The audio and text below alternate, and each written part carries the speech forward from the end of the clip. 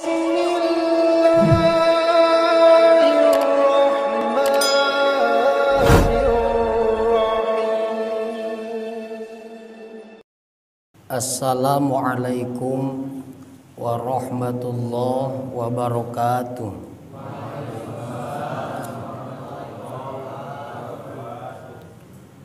A'udzu billahi minasy syaithanir rajim.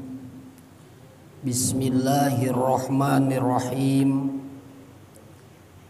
Alhamdulillahi rabbil alamin. Wa bihi nasta'inu ala umuri dunya waddin.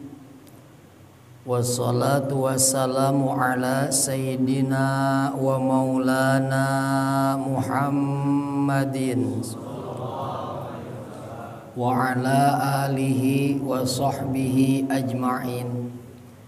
Asyhadu an la ilaha illallah wahdahu la syarikalah al-malikul haqqul mubin wa asyhadu anna Muhammadan abduhu wa rasuluhu shadiqul wa'dil amin. Amma ba'du. Faya ayyuhal hadirun ittaqullaha haqqa tuqatih wa la tamutunna illa wa antum muslimun. Allahumma salli wa sallim wa barik ajma'in amin. Allahumma ij'al jam'ana jam'an marhuma wa tafarruqana min ba'dihi tafarruqan ma'suma wa tafarruqana min ba'dihi tafarruqan maghfura. Allahumma faqihna fid din wa 'allimnal hikmata wa ta'wila. Rabbana tawakkalna ilaika fa innaka tuhibbul mutawakkilin. Rabbana aslamna ilaika fa innaka tuhibbul muslimin.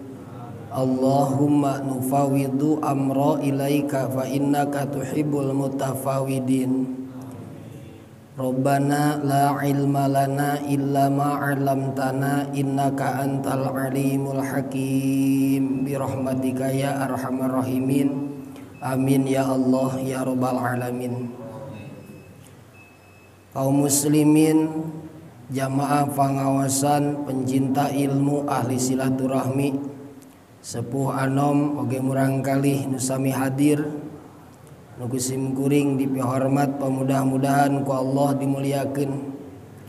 Tipayun urang sami-sami manjatkeun puja kali puji ka zat Allah Rabbul Izzati anu mana berkah kudrat irodat mantena pisan dina ieu kasempatan anu mulia, dina tempat anu kalintang agungna urang sadayana tiasa hempak merbayaksa, tiasa ngempel ngariung bongkok marando dina haplah nu barokah anu tujuan bade ngalaksanakeun tolabul ilmi.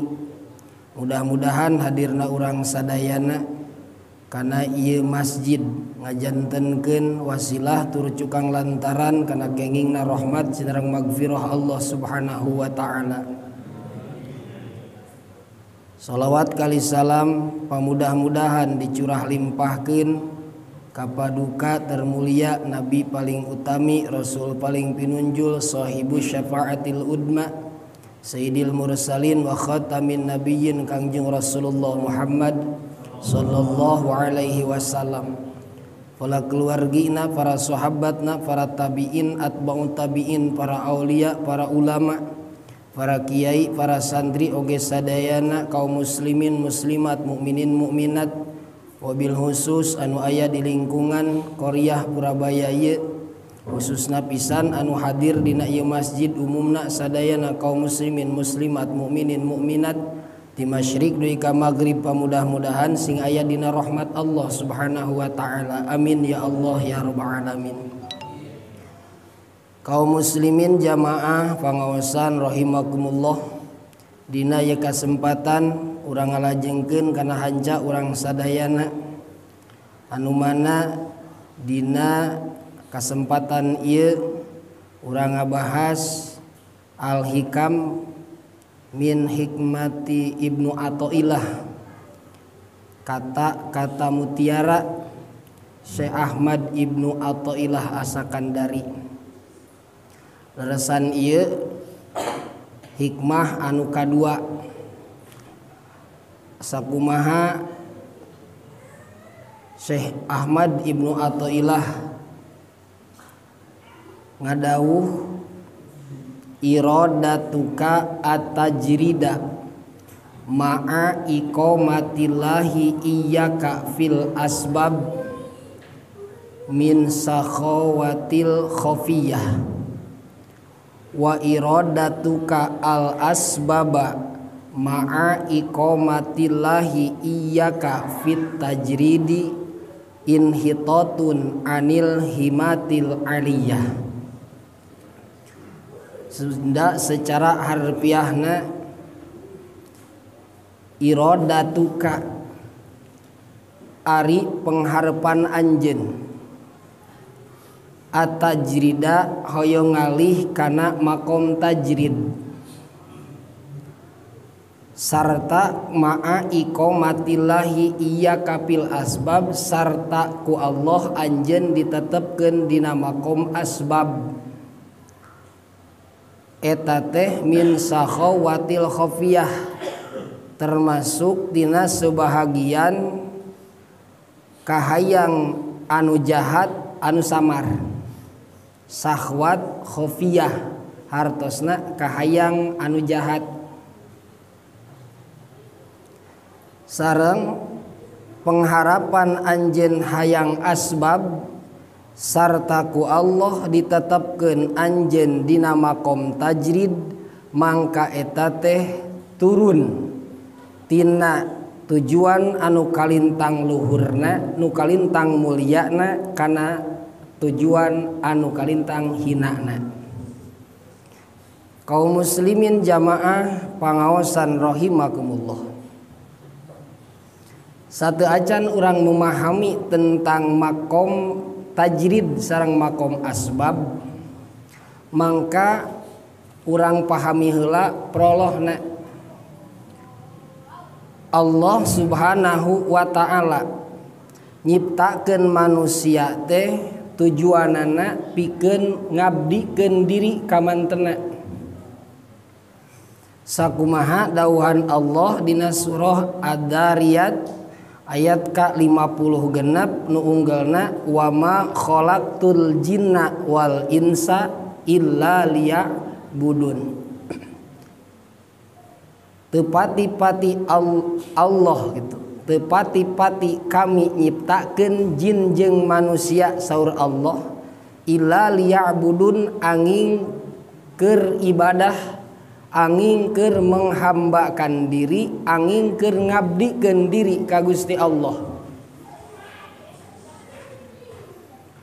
Sebahagian ahli tafsir ngunikakeun liya'budun teh ae liya'rifun, keur supaya mengenal Allah, keur supaya wauh ka Gusti Allah kana sifatna, kana kabageuranana, kana kehebatan-hebatanana sareng sadaya-daya sifat-sifat Allah nu kalintang mulyana ye liya'budun.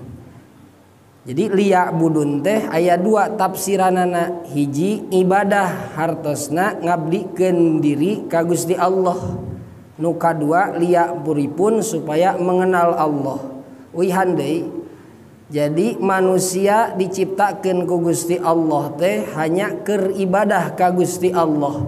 Ieu tugas urang. Jadi tugas urang teh ibadah ka Gusti Allah. Oge fungsina urang diciptakeun ku Gusti Allah teh keur ibadah ka Gusti Allah. Tapi sanes urang teu kenging usaha, sanes urang teu kenging bibingahan, bungah-bungah gembira-gembira sanes. Ngan pedah mun keur usaha dongkap waktosna ibadah, wayahna kudu ibadah. mun keur urang bubungahan jeung keluarga, bubungahan jeung saderek-saderek urang ketika aya panggilan ibadah ti Gusti Allah melalui adzan wayahna we eureun kegiatanana menghadapkan diri ka Gusti Allah. Gitu. Jadi fungsina manusia diciptakeun teh keur ibadah ka Gusti Allah sanajan aya fungsi-fungsi nu sanes dina badan urang. Lamun manusia diciptakeun keur ibadah ka Gusti Allah teras diseepkeun sagala rupi waktosna kegiatanana lain dipake ibadah ka Gusti Allah berarti eta kaluar tina fungsi penciptaan. Elor mun siga HP mah da percis we siga HP. HP diciptakeun keur naon? HP diciptakeun fungsi pokokna mah keur komunikasi. Sanajan aya fungsi nu sanes, sanajan dina HP tiasa muter video, tiasa moto, tiasa main game dan sebagainya. Tapi ketika aya panggilan masuk, kumaha tah HP nu cager? HP nu cager mah wayahna we main game kaganggu, da aya panggilan keur nonton film umpamana nonton naon wae nu sanes mangka liren biasana HP nu cager mah. Ngan upami aya HP dianggo nonton film umpamana nonton YouTube umpamana panggilan masuk henteu aya SMS teu nepi mangka eta HP kumaha tah gering nya HP elor. Jalmi ge kitu ketika katungkul lain ku ibadah padahal fungsina keur ibadah barang ngong teh panggilan ibadah henteu hare-hare we ieu jalmi mun dina HP mah elor. Nah, jadi fungsina manusia diciptakeun ku Gusti Allah teh keur mengabdikeun diri, keur ngahambakeun diri, keur ngestokeun diri sapenuhna ibadah ka Gusti Allah tapi sanes keur ngantunkeun usaha sanes. Ngan kudu ibadahna jadikeun fungsi. Sapertos halna dina salah sawios kitab dicarioskeun Nabi Yahya keur alit keneh keur mulang kalih keneh di Mekah teh sok ka Baitul Muqaddas betul lepat. Nabi Yahya eta diajakan ku ka watak-watak murang kalih ameng. Kumaha Nabi Yahya nyariosna? Ma khuliqtu lihada, kaula diciptakeun ieu lain keur ulin. Kaula diciptakeun lain keur heureuy, tapi kaula diciptakeun keur menghambakan diri ka Gusti Allah. Kaum muslimin jamaah rahimakumullah. Jalan ibadah ka Gusti Allah aya dua. Aya dua jalan. Hiji aya nu disebat jalan nate atawa fasilitas nate sarana nate hiji aya makom asbab, dua aya makom tajrid. Satadi teh nya iradatuka at-tajrida ma'a iqamatillahi iya kapil asbab min sakhawatil khafiyah wa iradatuka al asbab ma'a iqamatillahi iya kapit tajrid inhitatun anil himatil aliyah. Pengharapan anjeun hayang pindah ka makom tajrid padahal ku Gusti Allah anjeun ditetepkeun dina makom asbab eta teh termasuk syahwat khafiyah hartosna kahayang anu jahat anu samar hampir teu karasa rarasaan teh alus. Naon atuh ari asbab? Ari asbab mah usaha. Di tengahna dicarioskeun al asbab teh ibaratun amma yatawassalu bihi ila gordi ma yunalu fid dunya. Hartosna asbab teh suatu perkara nu matak ngahasilkeun kana tujuan tina urusan dunia ceuk urang mah usaha. Ai tajrid ari tajrid mah Disebatkeun tajrid mah ngawungkulkeun dohir jeung batin menghadap ka Gusti Allah geus teu ngareret kana urusan dunya. Da tajrid mah jalmi nu dijamin ku Gusti Allah. Hatena geus teu hoyong dunya. Pemikiranana geus teu mikirkeun kana dunya, syahwatna geus teu hayang dunya. Tajrid disebatna. Jadi tajrid mah ngilangkeun asbab, ngilangkeun usaha, teu usaha anjeunna terus we ngadeluk ibadah ka Gusti Allah. Kartos teu. Nah, jadi asbab mah usaha nya, pikeun ngahasilkeun dunya, pikeun ngahasilkeun pan urang teh perlu kana dunya desanes. Dasadayana ge perlu urang dunia, acis perlu keur naon teh tapi emut tadi teh keur jalan ibadah ka Gusti Allah. Usaha pikeun jalan ibadah ka Gusti Allah, tajrid oge pikeun jalan ibadah ka Gusti Allah. Tah lamun Allah netepkeun nya, Allah netepkeun dina makom asbab terus anjeun hayang pinah kana makom tajrid. Di tengah dijelaskan ay maelu nafsika ayyuhal muridu, tegesna nafsu anjeun kahayang anjeun he jalmi nu hoyong wusul ka Allah. Jadi hayang wusul ka Gusti Allah ya. Jadi hitobna teh ieu teh keur jalmi nu hoyong wusul ka Allah, nu hayang teu emut kanu sanes hanya Allah we nu kaemutan teh. Tadi dia dielingan ku Syekh Ahmad Ibnu Athaillah. Hei jalmi nu hoyong wusul ka Gusti Allah anu leres hoyong wusulna, di mana anjeun cicing dina asbab tuluy hayang anjeun pinahkan cicing dina asbab hayang pinah kana tajrid. Tegasna Allah netepkeun ka anjeun dina asbab, tapi anjeun kahayang-hayang pinah tajrid. Sapertos anjeun boga usaha, dekah teu geunah euy. Usaha teh geuning kalah kieu, rek pinah we urang moal usahain we wiridan we di kamar ngadeluk. Hayo wiridan ngadeluk usaha nu aya nu rek meuli oge moal mang. Gitu. Dibikeun ka batur kalahkeun. Diseepkeun acisna, diseepkeun sagala rupi nu modalna ge moal geus tutup warung, tutup sagala tutup ngadeluk we. Nah, padahal anjeunna keur ditetepkeun ku Allah dina makom naon? Dina makom asbab, dina usaha. Tah kitu teh syahwat keneh teh. Kumaha cirina? Aya ciri merenya jalmi ditetepkeun dina makom asbab. Teu meunang ngalih waka, can dialihkeun ku Allah mah mungkin urang bahas kana makom tajrid. Mana cirina jalmi ditetepkeun ku Allah dina makom asbab? Cirina saur sakumaha dina sarahna wa alamatu dzalika. Ari ciri najalma ditetapkeun ku Allah dina makom asbab hiji ayyuhayyi ahalaka, Allah maparin nyawiskeun ka anjeun, anjeun ngarasa tenang, anjeun ngarasa tenang, henteu ringrang, gitu. Nyaman anjeun keur nalika usaha teh ibadah ka Allah teh teu kaganggu.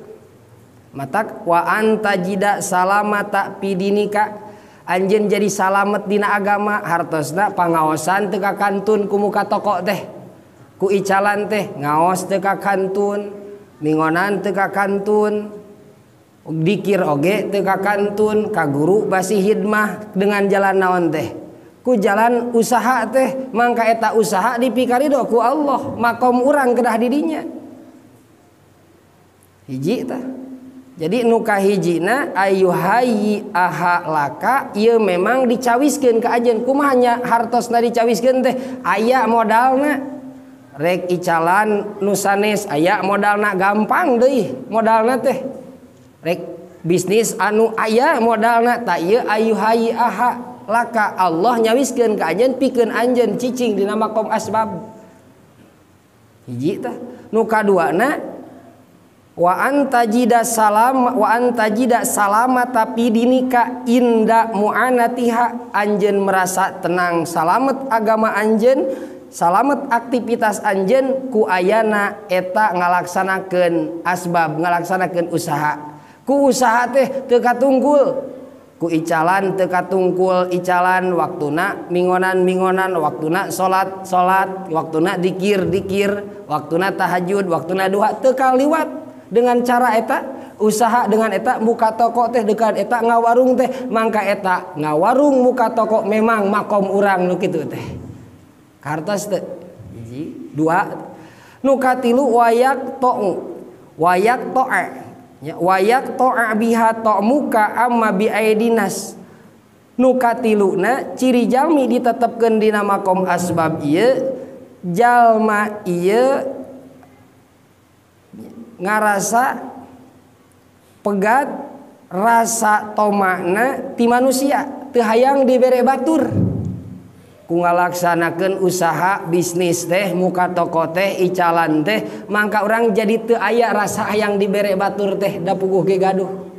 Tah cirina Allah keur netepkeun urang dina makom eta. Sanajan usahana buburuh ka batur, jadi karyawan batur, ngeun ku jadi karyawan urang ieu ibadah teu kaganggu. Ya, salat teu kaganggu, coba gampang deh cara nage, kadang-kadang urang mah teu hayang batu manehna nawaran teh eta ayu haya aka eta teh. Urang mah teu mikir-mikir, kadang-kadang mah bilih rek usaha mah tah dimodalan ku bapak, sok nya gunakeun kumaha mayarna, teu langkung gampil eta mah cicil we ku anjeun, eta teh ayu haya aka. Allah nuduhkeun ka eta ngan melalui asbab jalmi eta. Nu katiluna urang dengan jadi buruh teh pangapunten, da makom urang didinya, urang jadi buruh teh urang jadi henteu toma hayang dibere batur ngarep-ngarepe tiap lebaran kahayang kabagian zakat fitrah. Rada ngutruk mun teu kabean zakat fitrah teh. Komo lamun keur muludan teu kabean besek, beh sisi mapan ngamek-amekan teh teh. Aing udunan 50.000 besek teu kabagian budak oge keulkeun leweh, amek-amekan teh teh. Kacau teh teh. Tah henteu kitu. Nu kaopatna wala yusgilaka amma anta fihi min wadhaifil ibadah al-dhahirati wa ahwalil batinati. Oge deui henteu nungkulkeun naon anu dilaksanakeun aktivitas anjeun dina asbab kana ibadah baik dohir atau batin. Hartosna dengan melaksanakan usaha bisnis, muka toko, icalan, muka warung, jadi buruh, eta teh ka anjeun henteu ngunungkulkeun tina ibadah ka Gusti Allah. Mangka eta ciri jalmi ditetepkeun dina makom asbab. Wayahna tah teu meunang dekah ayeuna mah moal jadi buruh arek eureun.